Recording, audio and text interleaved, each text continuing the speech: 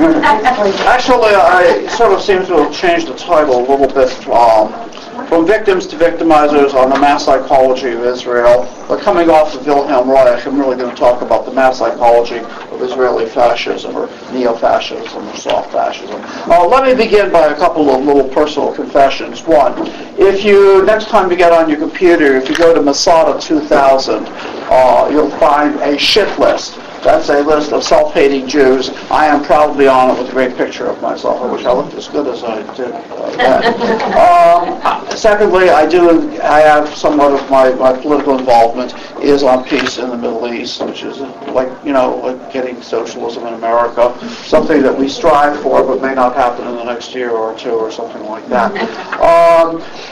Okay, I was absolutely appalled. I was aghast when Israel went into Gaza. Not that they went in, but the way they did it. With 1,300, 1,400, something like that, people killed, 5,000 people dead, targeting schools, targeting hospitals, targeting mass. And I needed to make some kind of understanding of this. And I work very, very much, very definitely in the tradition of the Frankfurt School. I can't go into everything. Thank you, Richard, for having paved the way for some of the material I want to cover that will make things a little bit easy. The Frankfurt School... The parts that are relevant for me were the psychological and the ideological aspects of fascism that led to its embrace by large numbers of the German people. I just have to hope that you people have at least heard of that argument. It basically begins with the notion of authoritarianism and how certain conditions of family life engendered an authoritarian personality. In the case of crisis, or what we Marxists would call the shit hitting the fan, in case of crisis, this particular personality type was prone toward a certain kind of anxiety that got alleviated through identification with a particular leader, through a particular ideology, and through a nice, clear, simple explanation: the Jews. So if you have a crisis, then you had this particular response determined. So one of the main points in the Frankfurt School at this point is this relationship between ideology, as false consciousness, as a set of worldviews, as a set of understandings that make the world understandable to us, that get tied into a particular character, and you have to have a particular shaping of character. It's what we sociologists, coming from the tradition of Max Weber, called elective affinity.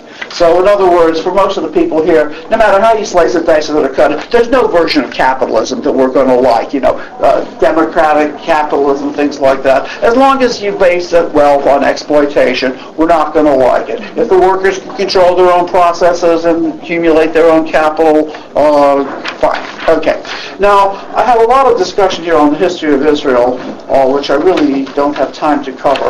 I'm just going to try to read a couple of little things over here. But the important point at this point that I want to talk about is how is some of the aspects of authoritarianism. And anybody who knows the literature knows that one could probably talk on authoritarianism for 5 to 6 days, let alone try to summarize it into 4 points. But there's 4 points that are typical of authoritarianism, and this comes almost verbatim out of either Eric Fromm's Escape from Freedom or the Authoritarian Personality Study. Hierarchical status, the tendency to organize the world in terms of domination, subordination.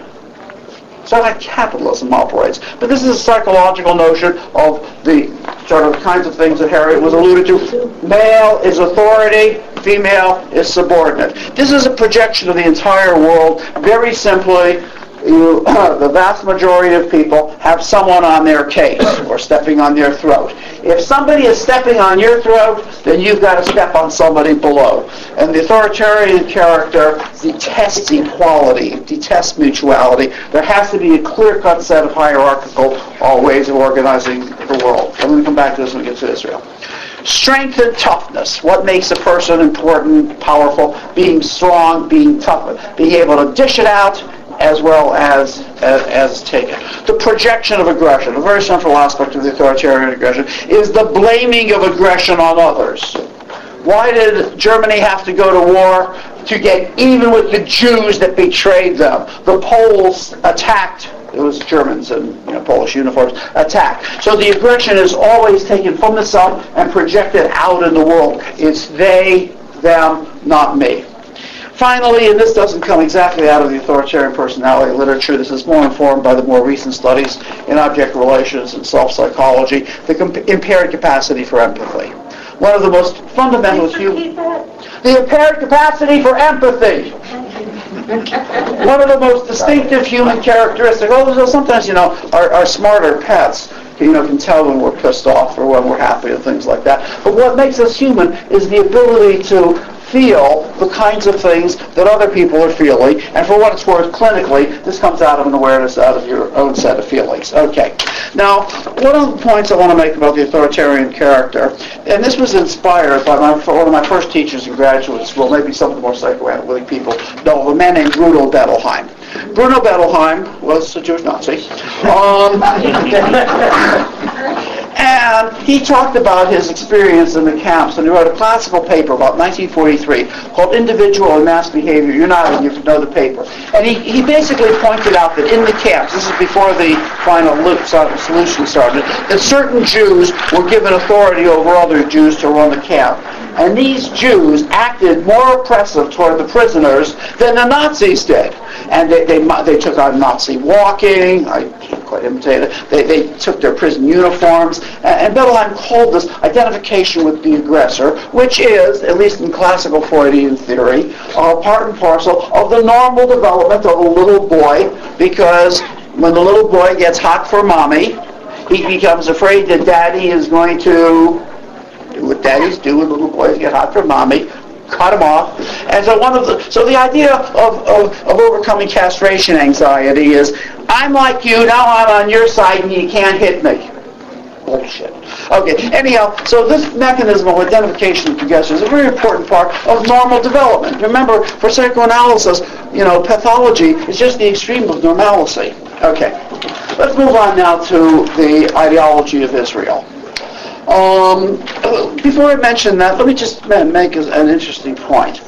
That in the late 30s and even in the early 40s, once it became aware that the European Jews were being slaughtered, the Jews who had been there early basically didn't give a damn. Their attitude was, these are lambs going to slaughter. Why don't they have the balls to fight? Now, they had been fighting, and there's a whole history of the development of the Haganah, which was sort of a self-protection agency, protecting the Israelis, or the Sabras, who had originally come from Russia and inhabited Palestine, and some of the local population didn't like the fact that they were there.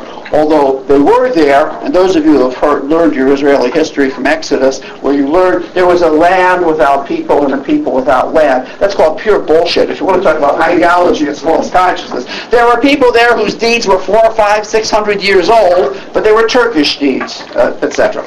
Anyhow, now what began to happen is with the as more and more people did leave and immigrate from Hitler, it started becoming evident, probably after 44, but it started becoming evident that the Nazis were going to be defeated, thank whomever might be responsible, let's say Eisenhower, and that Israel would have to be fighting to gain its independence. And here we have a whole history of the terrorist gangs that introduced terrorism into the Holy Land. That's Begin and the Stern Gang and things like that.